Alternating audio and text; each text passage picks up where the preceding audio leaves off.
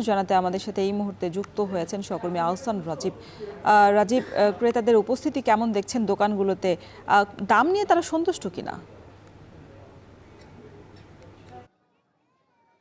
রওশন, আমি এই মুহূর্তে রয়েছি সাতক্ষীরা সুলতানপুর বড়বাজার যে সড়ক রয়েছে এই সড়কের দুই ধারে মূলত সাতক্ষীরা যে সমস্ত কাপড়ের দোকানগুলো রয়েছে, কসমেটিক্সের দোকানগুলো রয়েছে, সেই দোকানগুলো অবস্থিত। এখানে 500 থেকে 700টি দোকান রয়েছে এবং প্রত্যেকটি দোকানে আমরা দেখেছি কিন্তু সকাল থেকে প্রচুর মানুষের উপস্থিতি এবং ঈদ যত এগিয়ে আসে তত কিন্তু বেচা কেনা এসব দোকানে বাড়ছে বলে ব্যবসায়ীরা আমাদেরকে বলছেন।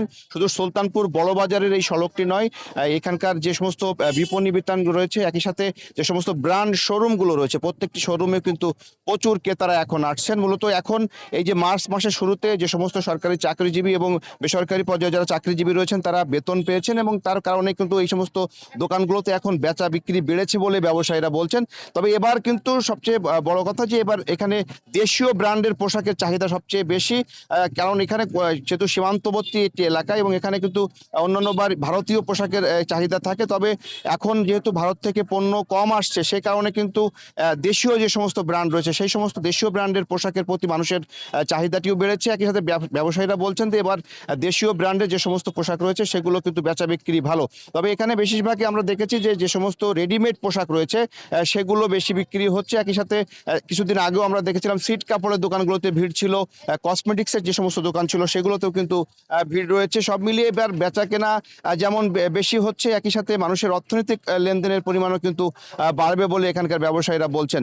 প্রতিটি দোকানেই কিন্তু প্রতিদিন কয়েক লক্ষ টাকার লেনদেন হচ্ছে বলে ব্যবসায়ীরা বলছেন। তবে এখানে এই যে মার্কেটটি রয়েছে সুলতানপুর বড়বাজার, এটি আগে কিন্তু এখানে সড়কে চলাচলের ব্যবস্থা থাকলেও এখানে আইন শৃঙ্খলা রক্ষার্থে পুলিশের পক্ষ থেকে আমরা দেখেছি বিশেষ নিরাপত্তা ব্যবস্থা নেওয়া হয়েছে। সড়কে সব ধরনের যানবাহন চলাচল বন্ধ করে দেওয়া হয়েছে।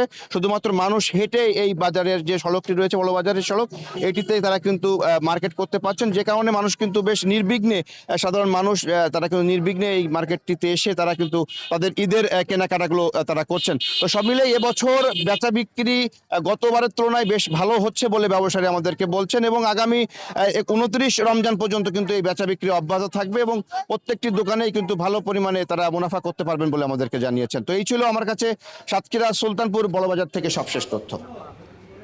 সাতক্ষীরার ঈদ বাজারের পরিস্থিতি জানাচ্ছিলেন আহসান রাজীব।